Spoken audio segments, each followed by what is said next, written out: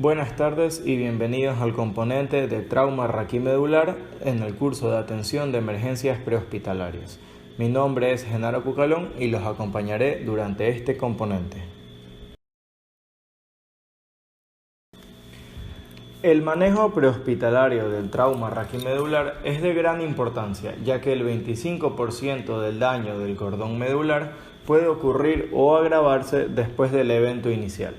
Las causas más frecuentes de trauma medular en adultos son accidentes de vehículo de motor, caídas, actos de violencia o lesiones relacionadas con el deporte. La lesión de la columna vertebral con o sin déficit neurológico siempre debe considerarse en pacientes con lesiones múltiples. Aproximadamente el 55% de las lesiones espinales ocurren en la región cervical, 15% en la región torácica, 15% en la unión tóraco-lumbar y 15% en la región lumbosacra. Aproximadamente el 10% de los pacientes con fractura de columna vertebral cervical tienen una segunda fractura de columna vertebral no contigua. Dentro de las definiciones, actualmente el término restricción de movimientos espinales, el cual denominaremos durante este curso como RME, se utiliza para definir de manera más precisa dicho procedimiento prehospitalario y al manejo inicial de los pacientes en cuyos se sospecha un trauma de la médula espinal, ya que en ciertos pacientes y en especial en el medio prehospitalario no se puede inmovilizar por completo la columna vertebral. Los proveedores de servicios médicos de emergencia deben de evaluar con habilidad tanto el mecanismo de lesión como al paciente para poder aplicar de manera segura los procedimientos de RME a los pacientes de trauma. El traumatismo raquimedular, por su parte, corresponde a aquellas lesiones traumáticas que afectan las diferentes estructuras de la columna vertebral a cualquiera de sus niveles, tales como las estructuras osteoligamentosas, cartilaginosas, musculares, vasculares, meningias, radiculares y medulares.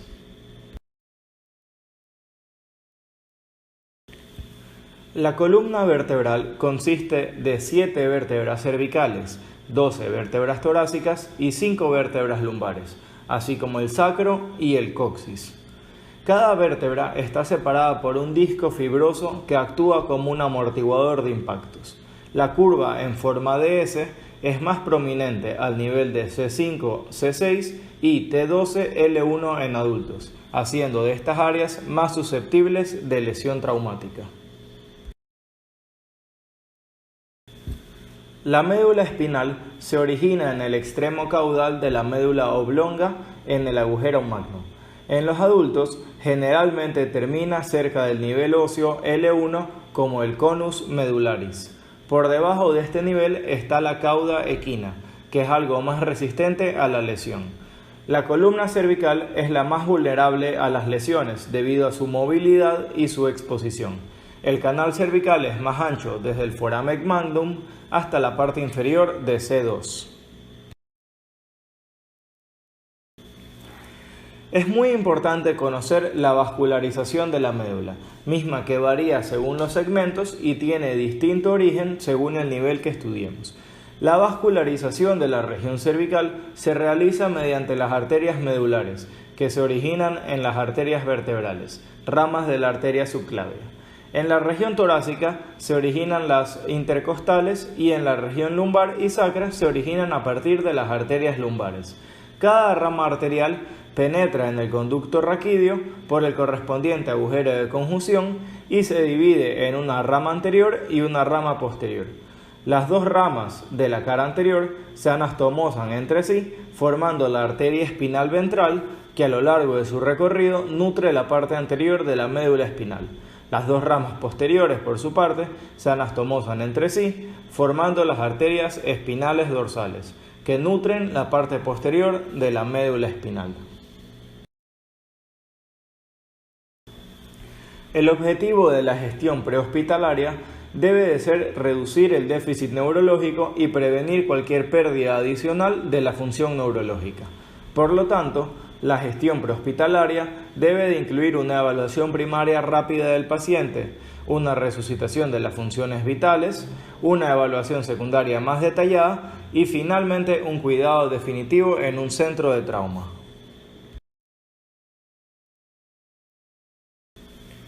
Lo primero que se debe buscar son los síntomas y signos clínicos asociados que nos podrían indicar la presencia de una lesión espinal.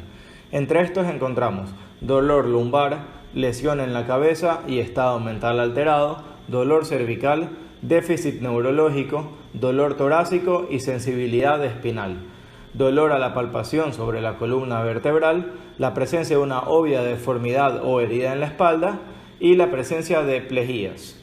Es muy importante saber que el dolor de la lesión espinal no está necesariamente siempre localizado en el área de la lesión.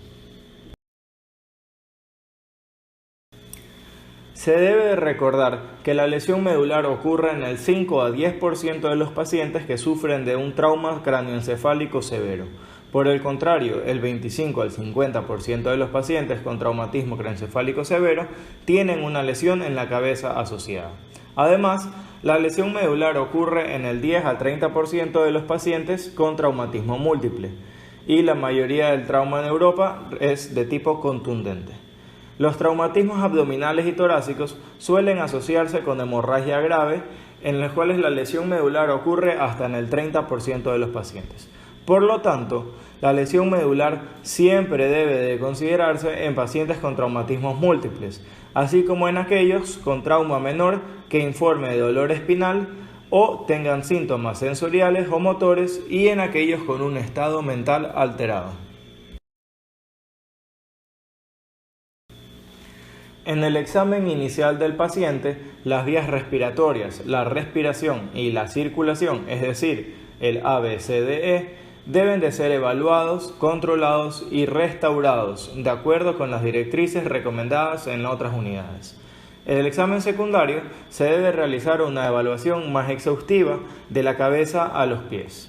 En particular, este examen debe de centrarse en los pacientes con una potencial lesión medular y las quejas de dolor en el cuello o la espalda, sensibilidad a la palpación, signos de debilidad muscular, parálisis o alteración de la sensación, signos de incontinencia, priapismo, aumento del calor de la piel o enrojecimiento y otros signos superficiales de lesión. Es importante recordar que todos los hallazgos prehospitalarios deben de quedar por escrito. En base al mecanismo de lesión, es apropiado colocar la cabeza y el cuello en una posición neutral, en la cual el primer rescatista se acerca al paciente. La columna vertebral se va a tratar como un solo hueso largo, donde la parte proximal será la cabeza y la parte distal la pelvis. El movimiento de la columna así se va a restringir en esta posición hasta que el paciente esté asegurado con correas o cintas sobre una tabla larga. El propósito de la RME es minimizar el movimiento espinal para evitar agravar una lesión medular o de la columna. Existen dos tipos de situaciones que requieren modificación de la RME usual. La primera es aquella en que el paciente está en peligro inmediato de morir y puede requerir un rescate de emergencia para extraerlo de un vehículo o de una estructura. Siempre que se requiera realizar este procedimiento se deberá de documentar los motivos y pedir a la dirección médica una revisión del expediente. Algunos ejemplos de situaciones que pueden requerir de un rescate de emergencia son cuando en la valoración de la escena se identifica una condición que pone en peligro inmediato al paciente o al rescatador, tales como la presencia de fuego o riesgo inmediato de fuego, peligro inmediato de explosión, peligro de ser arrastrado por aguas en movimiento, estructura en peligro inmediato de colapso o exposición continua a tóxicos que amenacen la vida de inmediato. La segunda situación que requiere la modificación de la RME usual es aquella en pacientes quienes la evaluación primaria indica un grado crítico de peligro continuo que requiere una intervención en los siguientes 1 o 2 minutos. Las indicaciones para la extracción rápida son las siguientes: obstrucción de la vía aérea que no mejora con levantamiento mandibular, paro cardíaco o respiratorio, lesiones de tórax o vía aérea que requieren ventilación asistida y shock profundo o sangrado que no puede ser controlado. La extracción rápida del paciente requiere de múltiples rescatistas, quienes retiran al paciente sobre el eje largo del cuerpo utilizando sus manos para minimizar el movimiento espinal. Cuando se emplea la técnica de la extracción rápida, se debe documentar la técnica en el reporte escrito, así como la indicación por la cual se realizó.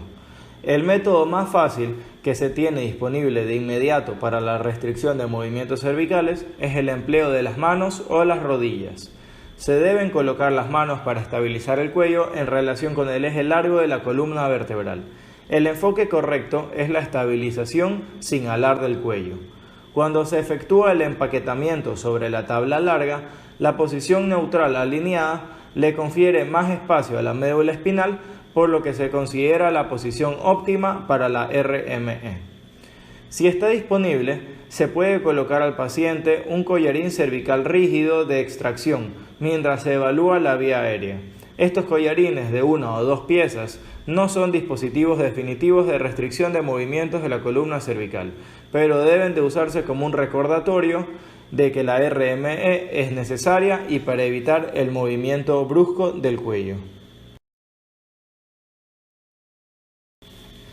Las manos del rescatador pueden ser retiradas solo cuando el paciente ha sido asegurado sobre una tabla larga y se ha colocado un dispositivo de restricción de movimientos de la cabeza. En el paciente consciente se considera un buen lineamiento la colocación de la cabeza y el cuello en posición cómoda. Se ha sugerido que la posición neutral real en el adulto se consigue con el uso de 2.5 a 5 centímetros de acolchonado occipital sobre la tabla larga. La fijación inadecuada va a causar una torsión del cuello en relación con el cuerpo y si el paciente se mueve, se rueda, se cae o gira. Una vez que el paciente ha sido asegurado a la tabla larga, un rescatista debe estar presente y ser capaz de girar la tabla en caso de que el paciente vomite o pierda el control de su vía aérea. La colocación y aseguramiento del paciente sobre la tabla larga elimina la capacidad del paciente para proteger la vía aérea y por lo tanto el rescatista se convierte en el responsable. Esta regla sigue siendo válida en la sala de urgencias. El personal de la sala de urgencias debe asumir la responsabilidad de la protección de la vía aérea. La RME definitiva ocurre cuando el cuerpo ha sido asegurado a la tabla larga con el uso de almohadas, mantas o rollos de toalla para mantener la cabeza, columna cervical, torso y pelvis en posición alineada. Cuando estos dispositivos se aplican correctamente, permiten la remoción de la parte frontal del collarín cervical para la observación del cuello, como en los casos de pacientes con heridas abiertas del cuello. Hay algunos pacientes, tales como niños asustados o pacientes con alteración del estado mental, que lucharán de forma tan violenta que eliminarán los intentos por restringir los movimientos espinales. Puede no haber una solución buena para esto. La camilla de Reeves puede ser el mejor dispositivo para restringir los movimientos espinales en el paciente combativo adulto. Deberá siempre documentarse de forma cuidadosa las situaciones en las que el paciente se rehúsa a cooperar con la RME. Las mujeres con más de 20 semanas de embarazo siempre deben de ser transportadas con la tabla larga inclinada 20 a 30 grados hacia la izquierda para evitar que el útero cause compresión sobre la vena cava inferior. Los pacientes no intubados con problemas de la vía aérea se transportan mejor sobre su lado, lo cual es crítico cuando existe una hemorragia no controlada en la vía aérea o si hay un trauma masivo de cara o cuello. Estas situaciones la fuerza de la gravedad ayudará a drenar los líquidos fuera de la vía aérea y puede evitar la broncoaspiración en caso de que el paciente vomite. Debido al peligro de vómito y broncoaspiración, se debe de transportar de lado al paciente inconsciente que no esté intubado. La técnica de rodamiento mueve la columna vertebral como una sola unidad con la cabeza y la pelvis. Puede realizarse en víctimas en decúbito supino o decúbito prono. Cuando participan 3 o más rescatistas controlados por el rescatista que está ubicado a la cabeza del paciente con sus brazos a los lados, este es rodado sobre su lado no lesionado. Se le desliza por debajo una tabla larga y se coloca boca arriba. La técnica se completa cuando la cabeza, el tórax y la pelvis se sujetan a la tabla. El rodamiento puede modificarse para pacientes con dolor de alguna extremidad y en heridas torácicas, quienes tendrán que rodarse hacia el lado no lesionado. El lado hacia el cual se hace el rodamiento no es crítico y puede modificarse en situaciones en las que solo se puede colocar la tabla en un solo lado del paciente. La técnica del rodamiento es útil en la mayoría de los pacientes de trauma, pero está contraindicada para aquellos pacientes con pelvis fracturada que se puede agravar la lesión con su peso descargado sobre la pelvis. Si la fractura de pelvis parece estar estable, debe realizarse con cuidado el rodamiento, girando al paciente hacia el lado no lesionado en caso de que éste se pueda identificar. El paciente con fracturas pélvicas, obviamente inestables, no debe de ser girado, pero deben de ser levantados con cuidado hacia una tabla larga utilizando 4 o más rescatistas. También puede usarse la camilla tipo espátula para mover pacientes con fracturas inestables de pelvis hacia la tabla larga. El rescatista primero evalúa el mecanismo de la lesión. No se requiere de RME si no existe un mecanismo de lesión que pueda dañar la columna vertebral. Si el mecanismo es un evento de alto riesgo, se va a efectuar la RME sin importar otros hallazgos clínicos. Estas situaciones de alto riesgo van a incluir choques de vehículo de motor a alta velocidad, caídas de más de 3 veces la estatura del paciente, heridas penetrantes en o cerca de la columna vertebral, accidentes por clavados y muchas otras situaciones de trauma en las cuales el paciente se encuentra inconsciente. Si es incierto el peligro de lesión espinal, como por ejemplo en caídas desde su propia altura o choques vehiculares a baja velocidad, el rescatista mantendrá la estabilización espinal y luego evaluará al paciente en busca de signos de lesión espinal.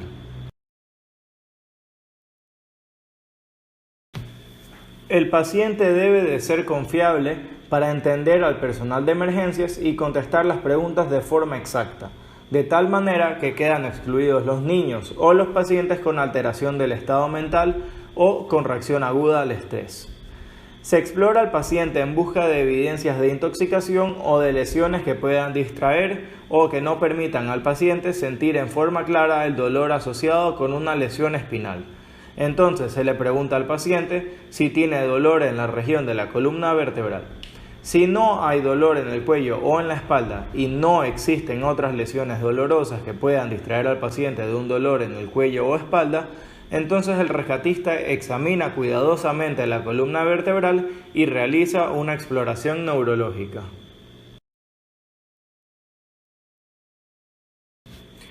En el caso de haber dolor a la palpación en la región de la columna vertebral o si el paciente se queja de dolor en la línea media cuando se le pide que mueva la espalda, entonces se efectuará la RME. La RME también se hará cuando haya alteraciones en la exploración motora o sensorial.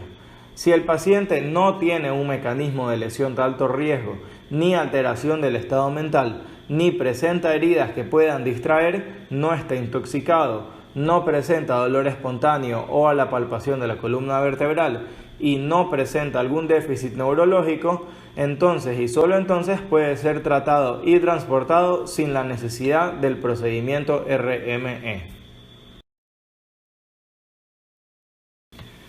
El aseguramiento o fijación del paciente a la tabla larga trae consigo diversas complicaciones.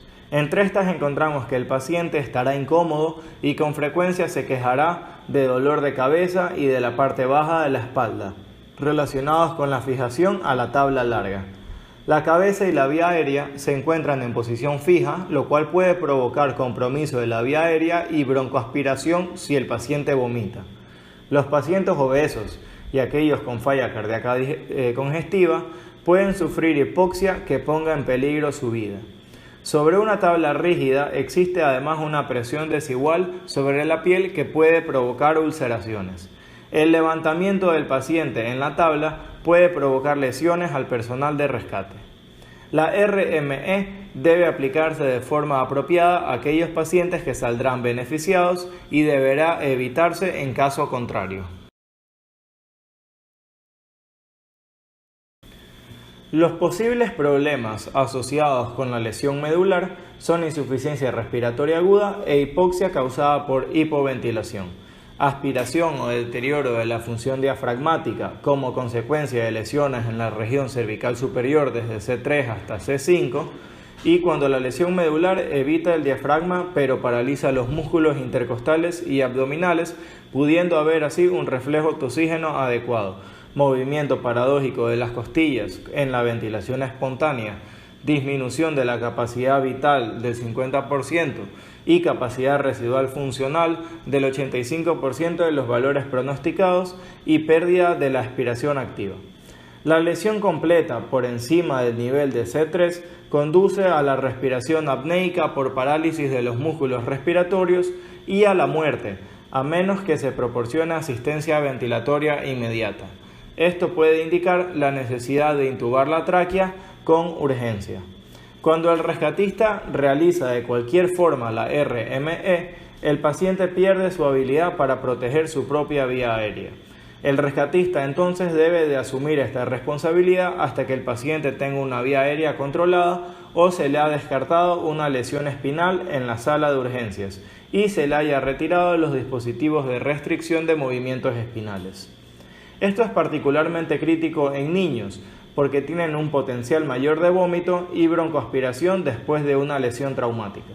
La manipulación de la vía aérea en el paciente de trauma requiere de un cuidado especial. Los estudios recientes indican que cualquier intervención en la vía aérea ocasionará cierto grado de movimiento en la columna vertebral y la forma más efectiva de minimizar este movimiento es mediante la estabilización manual alineada. La oximetría de pulso continua se utiliza en pacientes con lesión medular para detectar hipoxia. Inmediatamente después de la llegada a la escena y siempre antes de la intubación, el paciente debe de recibir oxígeno a través de una máscara facial en lo que se conoce como preoxigenación y el cuello debe de ser inmovilizado.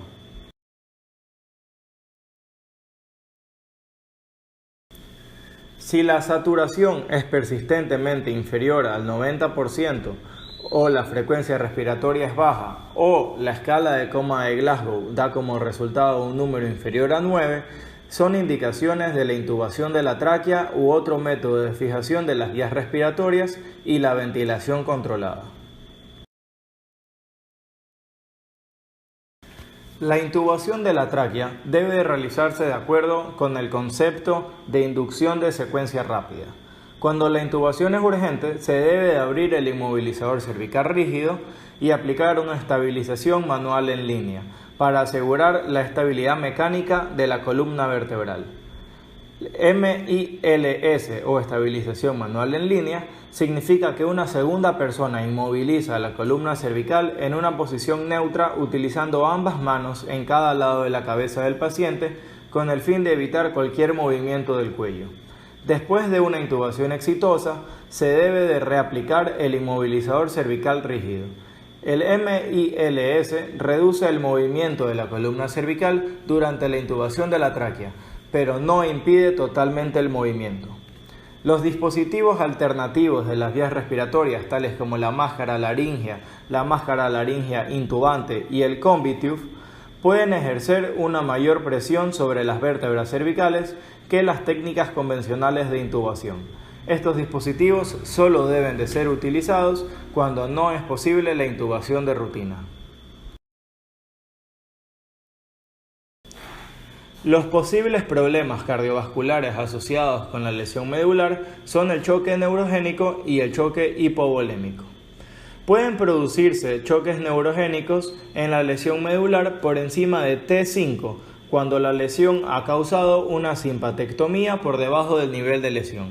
El choque neurogénico se asocia con hipotensión secundaria a vasodilatación arteriolar y venosa hipotensión secundaria a pérdida de flujo simpático de los lechos vasculares esplácnicos y bradicardia secundaria a interrupción de la inervación simpática del corazón. Estos cambios fisiopatológicos causan la acumulación de sangre en las extremidades y la reducción del retorno venoso central. Así, el choque neurogénico puede estar asociado con una presión arterial sistólica inferior a 70 milímetros de mercurio y con bradicardia grave. Tanto los traumatismos múltiples como las hemorragias graves pueden asociarse con lesión medular en hasta el 30% de los casos. El choque hipovolémico puede estar asociado a una presión arterial sistólica de menos de 90 milímetros de mercurio y taquicardia. Es posible distinguir el choque neurogénico del hipovolémico, pero a menudo en la situación prehospitalaria se suelen combinar. El objetivo principal en la lesión medular es restablecer la circulación al tejido neural. Por lo tanto, durante el manejo del choque neurogénico, el paciente debe de estar en la posición de Trendelenburg, utilizarse atropina y una catecolamina administrada por vía intravenosa en caso de estar indicada. Para restablecer la circulación en el tejido neural durante el choque hipovolémico, el paciente también debe estar en la posición de Trendelenburg y recibir líquidos intravenosos. Sin embargo, la reanimación con fluido se debe de utilizar con especial cuidado en esta situación, ya que puede conducir a edema pulmonar. La presión arterial media deseada es de al menos 90 milímetros de mercurio. Cada episodio de hipotensión debe de evitarse o corregirse lo más rápidamente posible. Para lograr una presión arterial media deseada, la resucitación de líquidos desempeña un papel esencial en el manejo prehospitalario de la lesión medular asociada con hipovolemia. Para la reanimación con fluido en el contexto prehospitalario se pueden utilizar tanto cristaloides como coloides, aunque lo que es preferible sigue siendo un tema en debate. Las soluciones de cristaloides son isotónicas y ofrecen osmolaridades variables. Comparadas con los cristaloides, los coloides tienen la misma osmolaridad, pero una presión oncótica diferente. En diversos grados, los coloides pueden causar anafilaxis y alteraciones en la coagulación de la sangre. En particular, el dextrano tiene efectos clínicamente importantes sobre la coagulación de la sangre. Por lo tanto, no puede ser utilizado en una situación con la lesión medular. Por lo tanto, se va a preferir la gelatina en el tratamiento de pacientes con lesión medular. La resucitación con líquidos en el entorno prehospitalario no debe de incluir la glucosa como una infusión, porque hay al menos dos problemas asociados con la glucosa. En primer lugar, la glucosa metaboliza rápidamente, dando como resultado agua libre que apoya la formación del edema. En segundo lugar, existe el riesgo de hiperglicemia con un aumento en la tasa de glicólisis anaeróbica que aumenta el lactato y reduce el pH. Sabemos que en diferentes contextos, e incluyendo accidente cerebrovascular, paro cardíaco y otros, en los niveles elevados de glucosa en la sangre se asocian con un efecto negativo en el pronóstico del paciente. Si bien no existen estudios clínicos sobre los efectos de los niveles elevados de glucosa en sangre en la lesión medular, se puede especular que estos son similares a las otras enfermedades ya mencionadas. Para el tratamiento farmacológico, se ha sugerido que el tratamiento con metilprednisolona puede ser beneficioso en la lesión medular.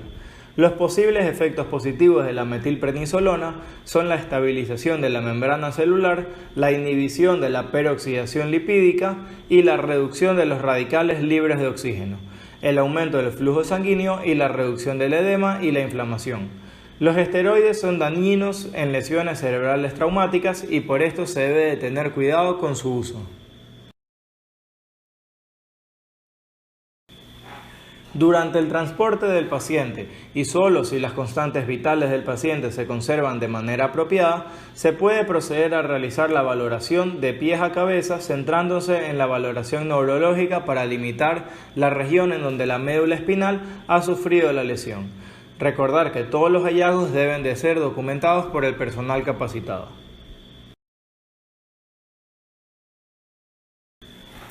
El tracto corticoespinal se localiza en el segmento posterolateral del cordón y tiene la función de controlar la función motriz del mismo lado del cuerpo. Este se evaluará solicitando contracciones voluntarias de los músculos y evaluando las respuestas involuntarias producto de estímulos dolorosos. El tracto espinotalámico, por su parte, se localiza en la cara anterolateral del cordón y se encarga de transmitir señales de dolor y temperatura del lado opuesto del cuerpo. Este será evaluado por medio de pellizcos y mediante la palpación superficial. Finalmente, la columna dorsal se localiza en la cara posteromedial del cordón y se encarga de la propiocepción o sentido de la ubicación, sensaciones vibratorias del mismo lado del cuerpo. Esta se evaluará mediante el uso de vibraciones, utilizando el diapasón o posicionando los dedos de manos y pies.